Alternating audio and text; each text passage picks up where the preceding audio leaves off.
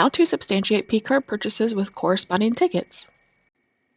To locate your expense, you will first navigate to Ohio University's Finance main page by going to www.ohio.edu/finance. From there, you will navigate to the Concur button and click it.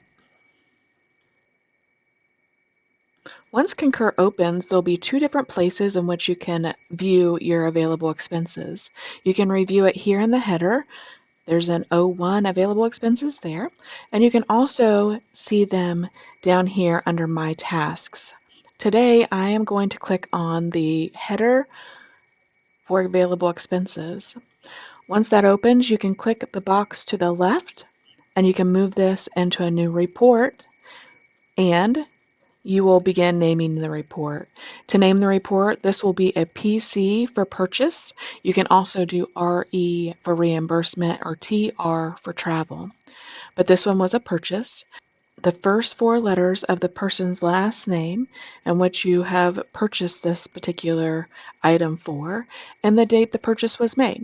So it's a 2-digit month, 2-digit day, and 4-digit year. Next, you can tab over or you can click over, but you enter the start date. Again, this was on the 31st. And then you'll also want to do the end date. Those could be different dates. Next, you will enter the business purpose for this particular transaction. This transaction was with Nakata for a job posting for a success advisor.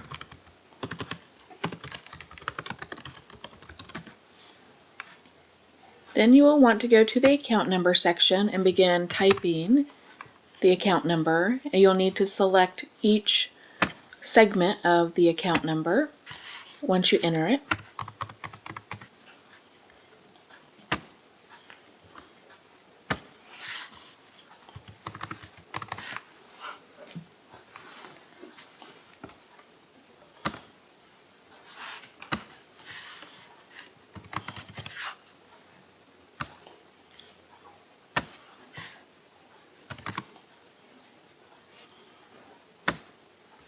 Lastly, you'll want to enter the service request number for the ticket that this corresponds with.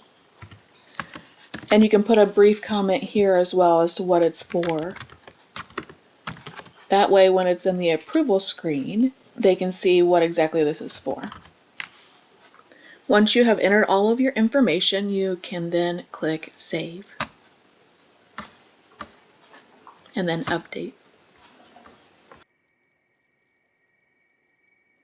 At this particular time, you can then click on the blue hyperlink for Ohio University PC and view the charges here. And it does actually give you the city and state here as well. Sometimes it does, sometimes it doesn't. Oftentimes it does give you a zip code if you need it. But you can click on the charge here, and it brings up your next menu. At this particular point, it's going to ask for a object code, which is the what. What are you purchasing? This time it was for advertising. It did generate in the city and state, but it's still asking for a description, and I'm going to go ahead and put the service request number here, 135992, and this again was for ad with Nakata. And then you'll want to add your receipt, and we will upload a new receipt.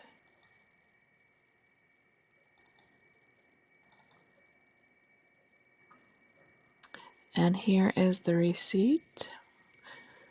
When the receipt generates, you will want to make sure that it is with the right company, the correct company. If you scroll on down just a little bit, Nakata position announcement listing for $50. The dollar amount does line up here, and that is the accurate invoice.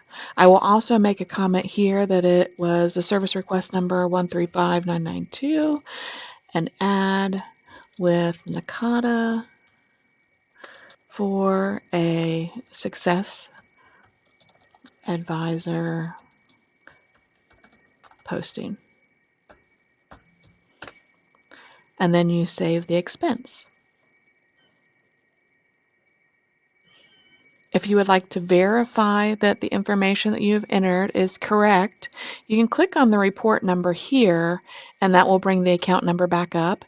You can review it against the ticket in which was submitted and make sure that that's complete and accurate. I do have the ticket pulled up here, so I will bring that over so that you can view it as well. And as you can see, the account number is listed here towards the bottom of that particular service request. And you can also see more information about who submitted it, whether it's been approved, that sort of thing. But it's right down here at the bottom. It tells a little bit about what it is and what the account number will be. So you can go ahead and verify that the account number was correct. Again, it's 10 100,000 500 700 4023 80. And as you can see, it all lines up and you're good to go. So you can go ahead and expand this back out, hit save. Once you have verified all of the information is correct, you can click over here on the left for the expenses, and then you can submit the report.